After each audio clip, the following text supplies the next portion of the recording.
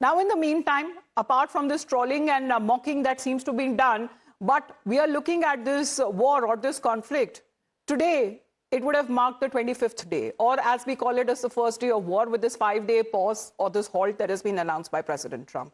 Now, with this war or this conflict that had escalated to a newer level by every passing day, President Trump appears to have found a new way to tell the story by pointing finger at someone, and that someone is Pete Hegseth.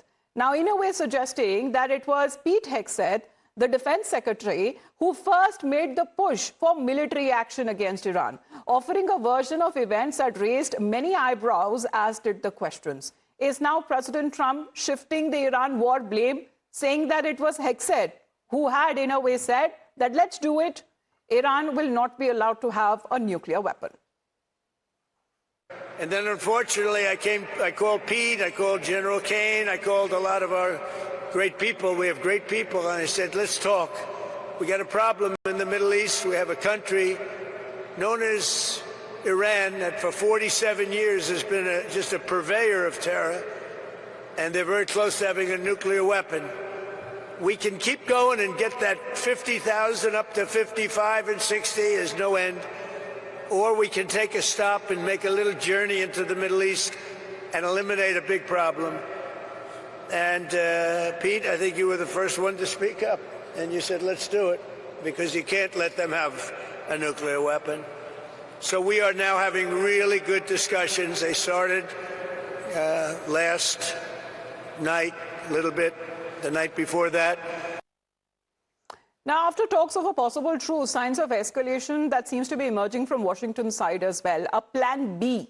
Now, what may happen? Because Pentagon seems to be actively weighing on troop deployment options, with the elite units now set to be on standby, which is the U.S. Army's 82nd Airborne Division, which is the rapid response force of around 3,000 troops, is reportedly ready for immediate deployment, even as no final order that has been issued yet. Now, sources say the potential targets under consideration includes Iran's key oil hub, which is the Karg Island, that has come to the center of, U.S. military strikes, but just on the military infrastructure, while a parallel option that involves the marine units is also set to be considered. Let's connect with Srinjoy on this very angle. Well, Srinjoy, two fronts. You know, when we speak of President Trump and what exactly led to the very first objective in leading this war against Iran, was the president oblivious that there is a country in the Middle East by the name of Iran that seems to be acquiring nuclear weapons that the US believes would have been a direct threat to them?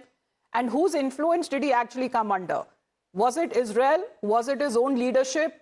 And now, as far as the current status is concerned, has he buckled under pressure? Well, first of all, regardless of what Pete Hegseth told him, his defense secretary, he's the boss. He's the president of the United States, the most powerful man in the country, and one of the most powerful in the world. Now he has to decide whether Pete Hegseth wants to go in or not. It's his decision. Now, that's the first thing. Secondly, clearly the Americans didn't have a plan B.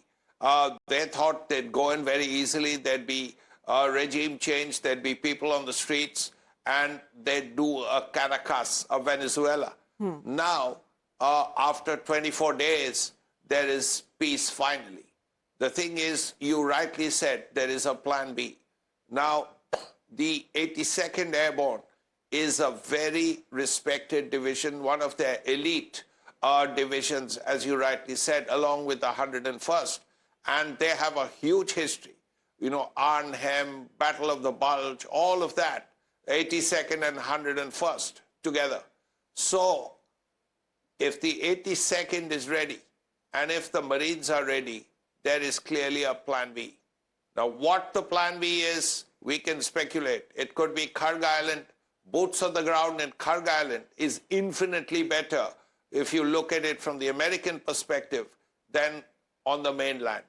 So we don't know what will happen, but if the 82nd is ready, and if the Marines are ready, then that's clearly a plan B. But before that, the president wants 5 days to look at the situation. And the first 5 hours of those 5 days are not complete. So we have to see what happens, not just who says what, Yes. but who does what. But who has blinked first? You know, that is also a question, because is it President Trump? Because the pressure was obvious. That seems to have been gaining a lot of ground, because the uncertainty still prevails, because what they were actually wanting to achieve within the first few days of this war. However, Iran has been putting up a resilient front. Let's in the meantime also talk about, you know, a possible shift from confrontation to a cautious diplomacy.